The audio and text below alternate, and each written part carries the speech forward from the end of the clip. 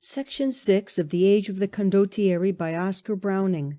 This LibriVox is in the public domain. Recording by Pamela Nagami. Chapter 3. The Emperor Sigismund, Pope Eugenius IV, the Rise of the Medici, Alfonso of Aragon, Part 2. We must now turn our attention to the affairs of Naples. King Louis of the Second House of Anjou, who had been recognized by the Pope, died without heirs at Cosenza in November 1434, and on February 11th, 1435, the First House of Anjou-Naples came to an end in the person of Joanna II. By her will she had declared as her heir René, Count of Provence and Duke of Anjou. He was the possessor of a number of titles, but of little real power.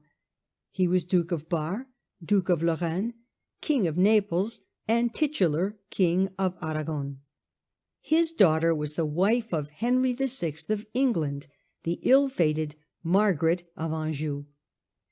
4 days after the death of the Queen, the Neapolitans appointed a council of regency and raised the banner of René. The Queen had left at her death in gold and jewels the immense sum of 500 golden ducats. With this treasure, an able and energetic king could have secured the welfare of the state. But when the Neapolitan ambassadors arrived in Provence to invite René to come to Naples, they found him a prisoner in the hands of the Duke of Burgundy. His wife Isabella and his second son Louis, who were not in prison, were able to accept the offers of the Neapolitan mission, and they reached their capital with a small fleet on October 18th, 1435.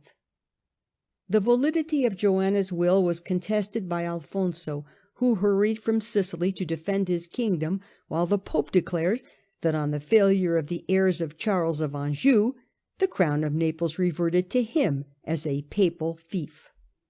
The Duke of Milan took the side of René against Alfonso and sent a Genoese fleet to defend Gaeta against the attacks of Alfonso. The Aragonese fleet was defeated in August 1436 off the island of Ponza, and Alfonso and his brother John, King of Navarre, and the chief of his barons were taken prisoners. They were conducted first to Genoa and then to Milan, where Alfonso, by his ability and charms, completely won over the capricious Filippo Maria. He persuaded him that it was to his real interest to prefer the advancement of Aragon to that of France, and he left him a devoted friend. This sudden and romantic change created a great impression in Europe. The Pope was in despair. Genoa, in disquiet at the fickleness of Filippo Maria, renounced its allegiance to the Visconti. Alfonso returned to Naples to conduct the war against Isabella of Lorraine. The Pope assisted René as the lesser of two evils, but his general Vitelleschi, who had before this reduced Rome to the Pope's obedience, could effect but little and returned to his master at Ferrara. René himself obtained his liberty in 1438. The cause of his imprisonment is so characteristic of the manners of the time that it is worth while to relate it, although it is only remotely connected with the history of Italy. Charles II, Duke of Lorraine, had died in 1431, and having no male heirs, had left his duchy to his daughter Isabella and her husband, René of Anjou. The will was contested by the Duke's nephew, Anthony, Count de Vaudemont. René, whose right was also acknowledged by the Emperor Sigismund, began the war with spirit, but on July 2nd, 1431, was taken prisoner by Philip II, Duke of Burgundy, who supported the cause of Anthony. He was liberated on parole in April 1432, but not wishing to break his faith as a knight, or to sacrifice the hostages which were being retained for him, he returned of his own free will to prison in May 1433, and remained there for 3 years, not being able to obtain his liberty without paying a large sum of money. He now arrived at Naples on May 19th, bringing with him his eldest son John, and on Ascension Day, May 22nd, he rode through the city in triumph. From this time a struggle of varying fortunes continued between the two rivals, René being generally established at Naples and Alfonso at Gaeta. René proposed to settle the quarrel by single combat, an offer which Alfonso scornfully rejected. At length, in 1444, some of Alfonso's troops were enabled to enter the city by an old and disused aqueduct. Francesco Sforza, who had declared for the side of René, could give no efficient help. The unfortunate Angevin took refuge on board a Genoese galley and sailed for northern Italy and France.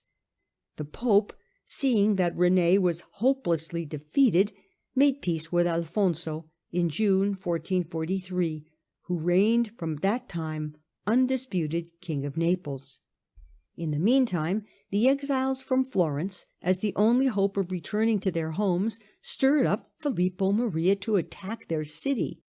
The principal general on the side of the Visconti was Niccolo Piccinino. He was quite worthy to rank with the great condottiere leaders of his time, but he failed to found a dynasty, and was treated with gross ingratitude by his master. His adversary was Francesco Sforza, in every way a worthy antagonist.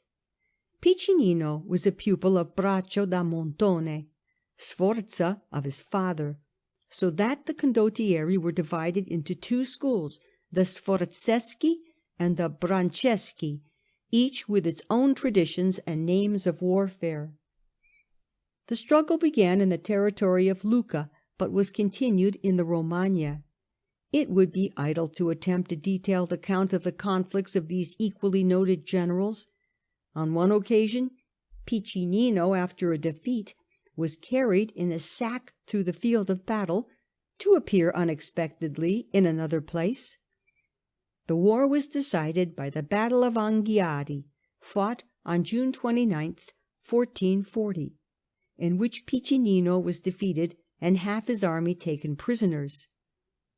In the following year, as we have already heard, Filippo Maria, reduced to extremities, was forced to give Sforza the hand of his daughter Bianca Maria, and to mark him out as heir to the Duchy of Milan. Piccinino complained bitterly that his rival had been preferred before him. The Peace of Casciano closed the war between the two republics and the Duke. Venice obtained Bergamo, Brescia, Peschiera, and the Riva di Trento. Sforza received Cremona as dower with his wife. The independence of Genoa was recognized, and Florence acquired the Casentino, the upper valley of the Arno immortalized in the verse of Dante, containing the magic names of Campalino, Poppi, Romena, and Bibbiena, which had hitherto been subject to the Count Guido da Polenta as an imperial fief. During this period Pope Eugenius had been at war with the Council of Basel, and was gradually getting the best of the contest. The council had entered too hastily on the path of reform. It had aimed blow after blow at the power of the Papacy, and had roused up powerful advocates in its defence. Torquemada now supported the papal infallibility, of which Thomas Aquinas had been the champion in earlier days. One of the most important subjects before the council was the union of the Greek and Latin churches, and the choice of the city in which the Council of Reconciliation should be held gave rise to heated controversy. The Pope was willing that it should be summoned at Constantinople, but the council refused to place their heads in the mouth of the Turks. They wished the Greek fathers to come to Basel, but the Patriarch of Constantinople replied that the personal presence of the Pope was essential, and he could not be expected to go to a place which had been the scene of rebellion against him. At last the two parties changed the scene of the intended conference, one choosing Avignon and the other Florence or Udine. At the beginning of these negotiations it had been arranged that if the council were held in the East, the Eastern Church should bear the expense; if in the West, the expense should fall upon the Pope. When it was practically settled that the council should be held somewhere in Italy, the Pope equipped 4 galleys in Venice and sent them to Constantinople, where they met a similar fleet coming from Avignon. The Greek Emperor, John Palaiologos, together with the fathers who were to attend the council, embarked on the Pope's galleys, and on September 17, 1437, the Pope issued a bull convening the council at Ferrara, an order which was not recognized by the fathers at Basel. The first meeting of the Council of Ferrara was held on January 8, 1438. It was very scantily attended, and none but Italians were present. On January 27th, the Pope entered the city with a splendid retinue. On February 8th, the swift-sailing imperial galley, which bore the Emperor of the Eastern world, entered the harbour of San Nicolo del Lido. The Doge, Francesco Foscari, went immediately to pay a visit to the Emperor on board his galley, and on the following day, which was a Sunday, he received him on board the Bucentoro, accompanied by Venetian senators and nobles. The Byzantine Emperor made his way into Venice to the strains of music and amongst the cheers of the populace. On the last day of February, Palaiologos left Venice, and on April 9th the representatives of both churches were united at Ferrara under the presidency of Eugenius IV. The Greek and Latin theologians discussed the points of difference between the two churches without any practical result, the most important question being the retention of the word filioque in the Nicene Creed, which implied the double procession of the Holy Spirit from the Father and the Son, a doctrine not accepted by the Greek Church. The Council of Basel was by no means in a humour to submit. On January 23rd, 4 days before the arrival of Eugenius at Ferrara, it had declared the Pope suspended from his pontifical authority in answer to his decree of the previous February, which excommunicated the fathers of the Council. In March it declared the Council of Ferrara schismatical. In May it asserted that general councils received their authority directly from Christ, and in June it actually deposed Eugenius. In October it appointed electors for a new Pope, amongst whom was Aeneas Silvius Piccolomini, afterwards Pope under the name of Pius II. In November it confirmed the election of Amadeus of Savoy, the hermit of Ripaille. In February 1440 it ordered the Christian world to pay him obedience as the true pontiff.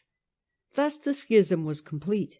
Alfonso of Aragon and Charles, King of France, took the side of the Council against the Pope. Germany had the opportunity of anticipating the Reformation by 100 years. Just at this time, on December 9th, 1437, the Emperor Sigismund died and was succeeded by his stepson, Albert of Austria. The Pope's council could not remain long at Ferrara. The plague broke out in the town, and Piccinino was threatening the neighbourhood with his mercenary troops. So in January 1439 Eugenius removed the council to Florence. Here the process of reconciliation went on with great rapidity. The Greek theologians eventually declared themselves satisfied as to the points of dispute between the two churches. They admitted that the Holy Spirit did, in a certain sense, proceed from both persons of the Trinity, that leavened as well as unleavened bread might be used in the Holy Eucharist, and that purgatory really existed. They agreed that the Pope, the Bishop of Rome, should be considered as the first head of Christendom, that the Bishop of Constantinople or New Rome should be the second, of Alexandria the third, of Antioch the fourth, of Jerusalem the fifth. On June 9th the Greek Patriarch died, declaring his adhesion to the Roman Church. To celebrate and confirm this union, a solemn service was held on July 6th, 1439, in the Cathedral of Our Lady of the Flower. The Emperor and the Pope were present, together with the fathers of both churches. The Greeks were placed on the Epistle, the Latins on the Gospel side. The Gospel was sung in both languages, and during the Mass was read the Bull of Union, drawn up in Greek and Latin as subscribed by the members of the council. No Christian can recall the memory of this momentous function held under the dome of Brunelleschi, which half a century later resounded to the preaching of Savonarola, without deep emotion. Eugenius might well feel that the disunion of Christendom had been permanently healed, and that the Church of Christ would henceforth form one fold under one shepherd, and be able to meet with a unified front the assaults of Islam and of infidelity. But national feeling proved then too strong, as it has proved since, to admit of the establishment of a single Church which should embrace all nations. To the Act of Union one signature was wanting, that of Mark of Ephesus, and the Greek Church has professed to follow that single voice. We have said above that Amadeus of Savoy had been elected as Pope and recognized by the Council of Basel. He was the 8th Count of Savoy, son of the Red Count and grandson of the Green. He succeeded in 1391, bought the county of Genevois, of which Annecy was capital in 1401, was made first Duke of Savoy by the Emperor Sigismund at Chambray in 1417, and inherited Piedmont in the following year.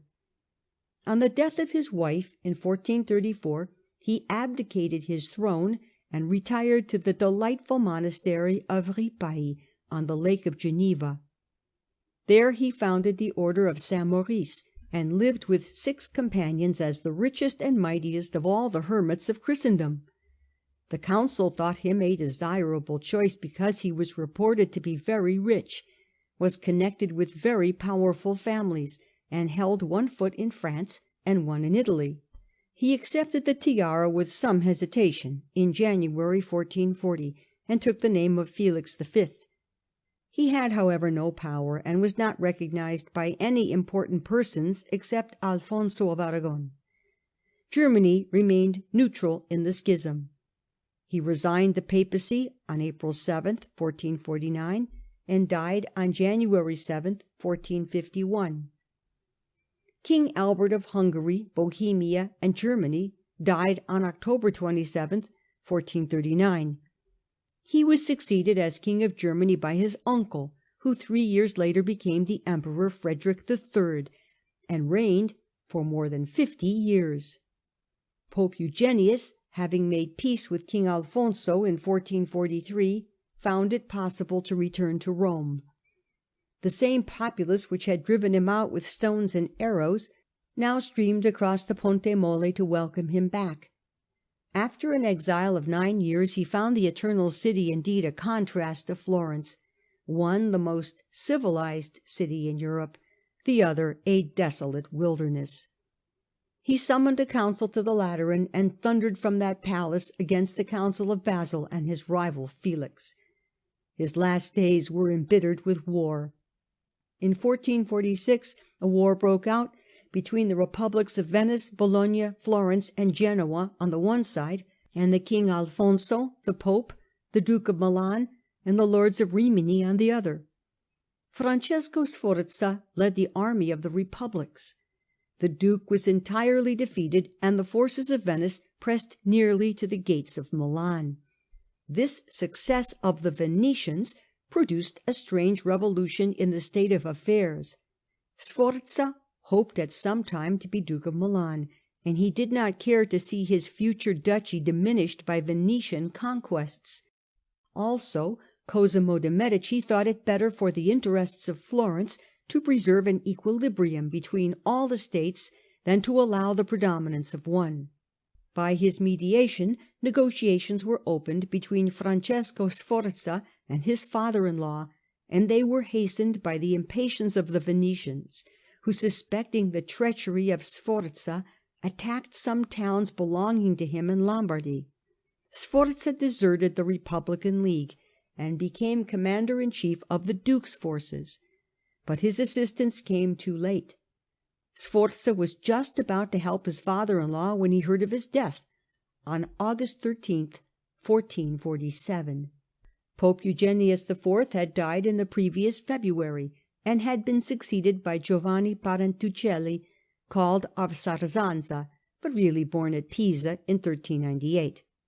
He was Archbishop of Bologna and Cardinal of Santa Susanna, and took the title of Nicholas V. The last act of Eugenius had been to sign a concordat with Germany. The Emperor Frederick III, for a present of 100,000 florins and the promise of being crowned at Rome, surrendered the cause of the Council of Basle and did homage to the Pope. Thus the cause of the Reformation in Germany was lost, and the German Church sank step by step into its former condition of subservience. End of Section 6.